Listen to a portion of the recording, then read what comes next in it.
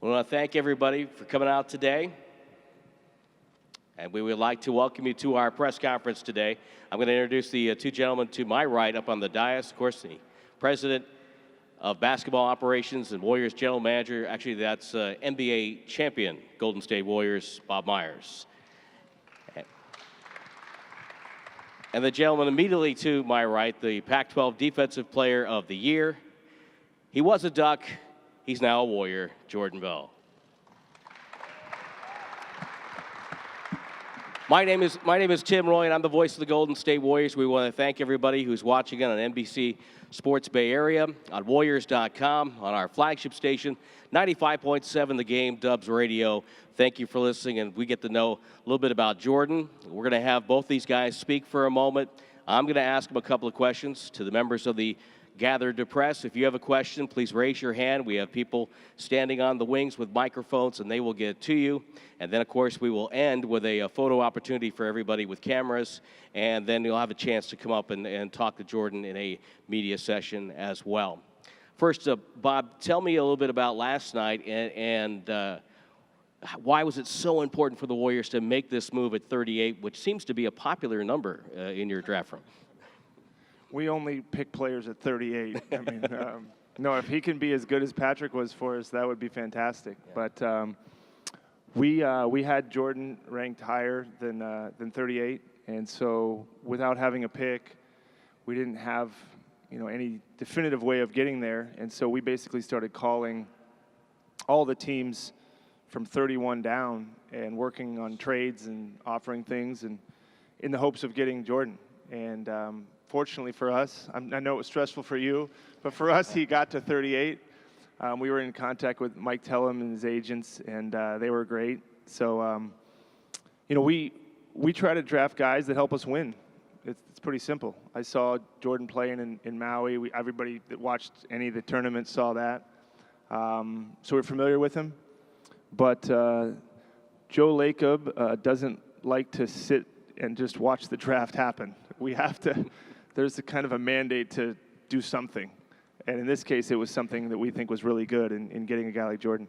Well, you mentioned Michael Tellem. He is down here, Jordan's agent, along with his girlfriend, Carissa West. We thank them for coming out today, and great to have you guys here inside this beautiful facility, which is, of course, housing the defending champions. And how does that sound to you, Jordan, that you're coming to the defending NBA champions? It's definitely a blessing. This best situation that can happen, me joining a great team like this, being able to learn from all the players, Steph, Clay, Draymond, who I try to emulate my game out there. It's just the best fit for me. I think last night I saw your tweet right after the announcement of the trade. You said, "Let's go, Steph." Was that you? No, I didn't tweet it. Oh, you didn't tweet it? Okay. Somebody did that for you. Somebody did they really? That for you. Yeah. Oh, I didn't know that. Steph texted me after the pick. He was excited. So. Oh, cool. I don't think he tweeted. I don't have Twitter, but he texted me. There we go. So if you have a question for either one of these guys, please raise your hand. We'll get you a microphone as we go along. I've got a couple of more questions. And Jordan, tell me a little bit, if you were talking to someone here in the Bay Area who has never seen you play, describe your game. I'm just a hard worker. I call myself the glue guy. I'm doing all the little things on the floor to help the team win, rebounding, diving on the floor for loose balls, blocking shots, guarding the best player, whatever, any intangibles, whatever it is to help the team win, I'm trying to do. So if you have a question, I think we have one. Please identify yourself and your place of business. So you get your mic up here and for Anthony.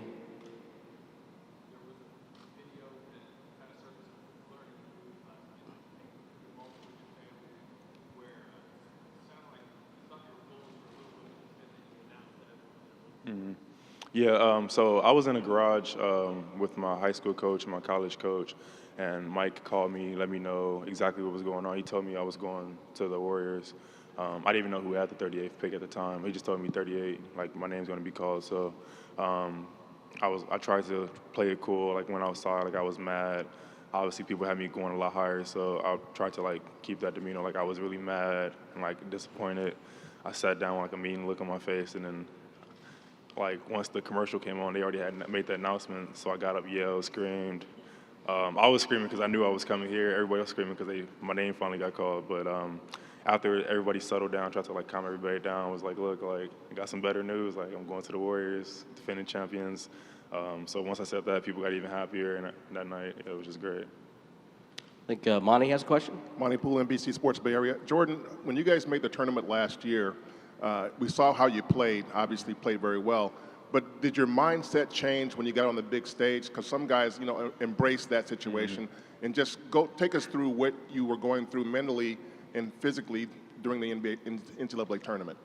Yeah, me definitely. I always think I play my best basketball when the moment's the brightest. And then us losing Chris, where his torn ACL, definitely everybody knew he had to step up. But I definitely tried to put the team on my back.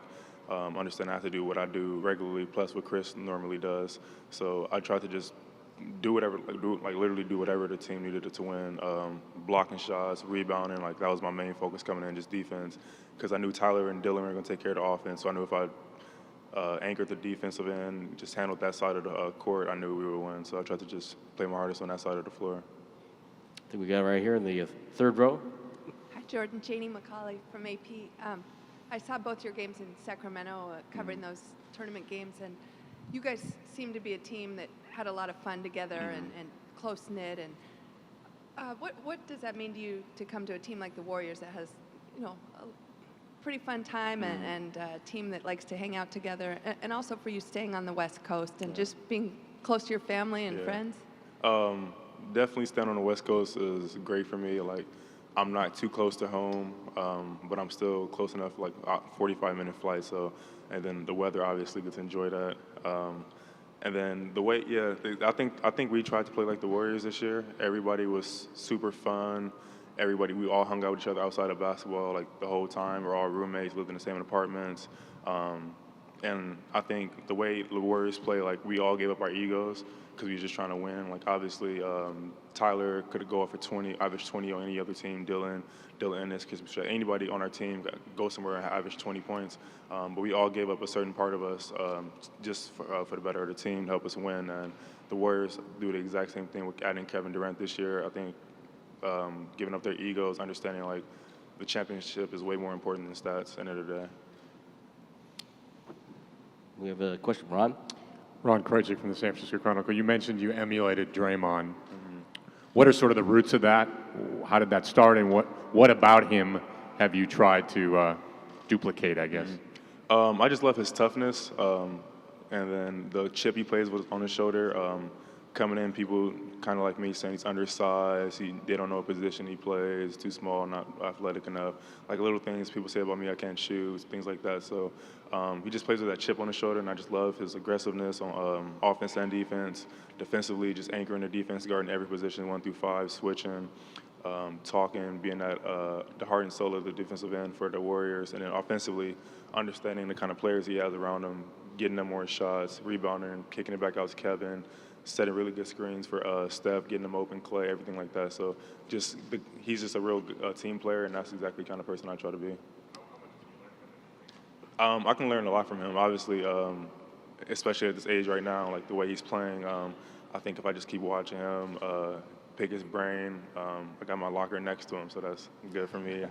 I have to practice every day. I can try to get something out of him.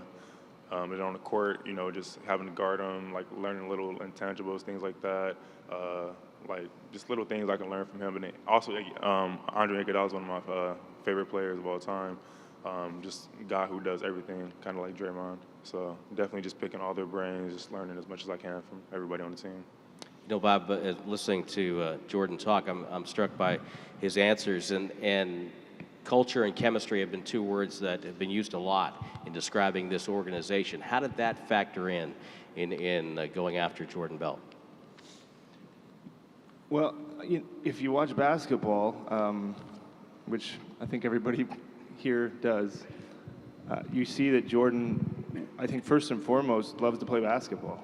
And that sometimes gets overlooked in our jobs, is just a passion for what we do. And, a lot of how he plays, whether it's blocking a shot, finishing a play, running the floor, being there for his teammates, that's the type of people that ultimately lead to winning championships. We want as many of those people as we can get. And to be honest, not everyone is like that.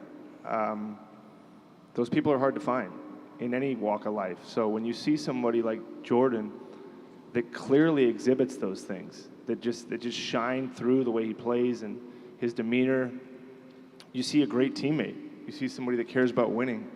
And then hopefully putting him in the mix with our guys who feel the same way and think the same way, it amplifies us. It makes us better. Draymond will be fun challenge for you. Draymond texted me after I was driving home, and he said, "What the?" and then expletive is your problem to me, so you can fill in the blank. And then he said, "I have to hear about this expletive on the internet. You didn't expletive tell me about it." So I couldn't text and drive. So I called him and I said, "Okay, all right, calm down." And he said, "I need his number. I need to talk to him." And so I gave it to Draymond, and I don't know what he said to you. You can tell everybody else, but he's kind of like he's like our team mom in a way, you know. He's the one that you have to kind of get through him, and you're gonna love playing because, you know, to be honest, with Draymond it's about respect, and I'm sure without even just by watching you, that's what you earn with him. But that's the type of team we have, but we feel like that's who you are too. So we're excited. I mean, our draft room was thrilled, and it was nice to see that you were too. Tim knows this, he's worked for us for a long time. There was an era where you might have been screaming out of a different emotion than joy, hearing that the Bulls and the Warriors. So we're happy that you were happy. Right here, second row. CJ Peterson, SF Bay. A lot's been made of your, defensive capabilities, but what do you think you can bring to the table as far as on the offensive side of the floor, considering this team is already historically offensively great? I think I can bring that kind of feel like Tristan Thompson has. Like obviously with Kevin, Steph, and Clay, Draymond, like they're obviously gonna get all the shots on it, and I'm totally fine with that. So I think offensively, the thing I can do for them is get them more shots, off getting more offensive rebounds, setting good screens, really getting them open, finishing at the rim, make people have to really guard the pick and roll. So I think offensively, just trying to find my spot with how they play. Over here on the left. Jacob Palmer, San Francisco Examiner. It sounds like, between the video of you celebrating last night and it sounds like you talking about your place in the offense and defense, that you thought a lot about it. But do you find yourself, daydreaming about being on this team? And was that happening maybe even before the draft? No, I didn't think Warriors would be an option for me. Like I knew they wanted me, but like they said, I didn't think I would go. I wouldn't think I'd have slipped that far in the draft. So I knew there was no way they were getting into the first round. So my mindset was like any of the teams from 20 to 30, and then trades start happening, people start going ahead of me. So as I started slipping back, Mike was calling me. He was like, "Yeah, it's a chance you can go to the Warriors," and I was like I'm mad, but I'm like, oh, okay, cool. Like, let me know what happens. And then, like I said, once I got that call, he was like, "Yo, like you're gonna have to leave LA and go to the Bay Area." I started screaming, yelling. I was in the garage, me and my coach just hugging, just ecstatic about the whole situation. Anthony Slater, Bay Area News Group. Jordan, first things first, what did Draymond say to you? So he FaceTimed me, and obviously I didn't have his number, and I was with my friends celebrating, and I texted the number back, and I was like, "Who is this?" And then he didn't even reply, so I called the number, and I was like, "Yo, who is this?" And then he was like, "Yo, I FaceTime you. Hang up right now and FaceTime me back. Don't call me." So I was like, "All right, yeah." So I was like, "Yeah, you're right." So I hung up and I FaceTimed him and he didn't answer, and I was like, "All right." So then I was like, I should wait like a couple seconds, and I waited like 5 seconds. I called him back FaceTime, and he answered, and he was like, "Yo," and I was like, "Yo, what's up, man?" Blah blah blah. And we just started talking about it. He was like, "Yo, enjoy this night. Celebrate. It only happens once, but after this night, like we have to get back to work. Like we're trying to get rings over here, so be ready for it." And then other than that, what other relationships, do you have any relationships with any other players on the team, and who else has reached out since you got drafted? Kevin Durant texted me today. Coach Kerr called me today and yesterday. Other than that, that's all. I played against Kevin Durant in the Drew League one time, so he gave us like 50, so like 56, I think. 57, yeah. We won though, but yeah. Steve Bitker with KCBS. Did you watch any of the NBA playoffs? And if you did and you watched the Warriors, had you seen professional basketball like this before? What did you think about it? And did you fantasize at all playing for this team? Yeah, I definitely watched every single game I was able to watch. It's funny, I was actually working out for the the San Antonio Spurs, and they played the Warriors. So I went to the game there and got to kind of see it live, and I was just like, wow, like, this is crazy how, like, seeing it live is way totally different than seeing it on TV. So just seeing them live, I was like, yo, like, I would fit so good with this team. Like, they love playing basketball, they run, they move, they're so unselfish. I was like, I would fit so good on this team. And just watching, I was like, just amazed, like, how good they are. Go ahead, Jordan, Bonnie. If you weren't playing basketball, I mean, do you ever think about what you would be doing with your life if you weren't playing basketball? I read some interesting stuff about just your background and how you fell into basketball and what it's done for you. Yeah. Yeah, so, I mean, me personally, if I wasn't playing basketball, I most likely would have stuck with football because that's what I started playing throughout my whole life. So I was definitely doing something athletic, just grew up doing that. What was the other part? What position in football? Position? I play receiver and defensive end. So definitely have the toughness with the defensive end, trying to hit people, get the quarterback, and offensively just finessing people with footwork, things like that. And I think that's the reason I move so well at my size. And what role did your coach at Long Beach Poly play in you getting to this point? He was there every step of the way. He was supposed to come here today, but he already had a vacation plan. But he's, since right after college, after high school, was there with me in college, calling me, texting me about life, basketball, and then throughout this whole process, like helping me choose Mike and Aaron, agents, like meeting up with them, and then during the season, like keeping all the outside noise away from me, letting me just focus on basketball and things like that. Yeah. Janie? Jordan, seeing how the Warriors use so many different guys, and one night it might be McGee off the bench, or Livingston, or Ian Clark, or Andre, how encouraged, or Patrick McCaw, as Bob mentioned, how encouraging is that to see the way they operate, that you can come in and make an immediate impact as a rookie? Yeah, definitely. I think seeing like how they use their young players, how everybody on the team plays a lot. I think that definitely gives me motivation. Like I know I'm going to get on the floor to see some type of time, minutes. Whether like you say any kind of game, it might change. It might be a lot, maybe a little, but I think the way they play their players, everybody gets a shot to show what they can do, and definitely add up to more minutes every game. Ron? Bob, what does it say? I mean, when a team drafts a player, usually the focus is on his offensive game and the numbers he put up. And here's a guy who was defensive player of the year in the Pac-12, and it seems like that's his leading skill. No disrespect to his offense, but what does that say about what you were looking for and sort of about the makeup of your team, which obviously is so effective offensively? Was that sort of a point of emphasis for you as you looked for a player? I mean, it is probably Jordan's strength, I'd say, but we don't want to limit that. And I could see games where he scores a lot of points for us. I mean, it's at his position, because of the other guys that we have out there, there's going to be some nights where he's got some easy opportunities. But mostly what we see, Ron, or what we saw, what we think, is that if you're out on a basketball court and you're playing against Jordan Bell, that's going to be a problem. That's all we look at it. You know, and we're glad he's on our side, because just the force with which he plays, the energy with which he plays, I don't really worry as much about, you know, people credit a guy like Draymond Green for his defense, but, you know, when you're in this and you're trying to build something, you're trying to build a group of people that do one thing, and that's move towards winning. And his college team obviously did that. It's not a coincidence that his team was great in the Pac-12 and great in the NCAA tournament. You put guys like him and the teammates he credited and have a great coach like Dana Altman, good things will happen. So we don't miss that. We didn't miss that. It's hard to miss that with Jordan, but defense is half the game. Sometimes people forget about that.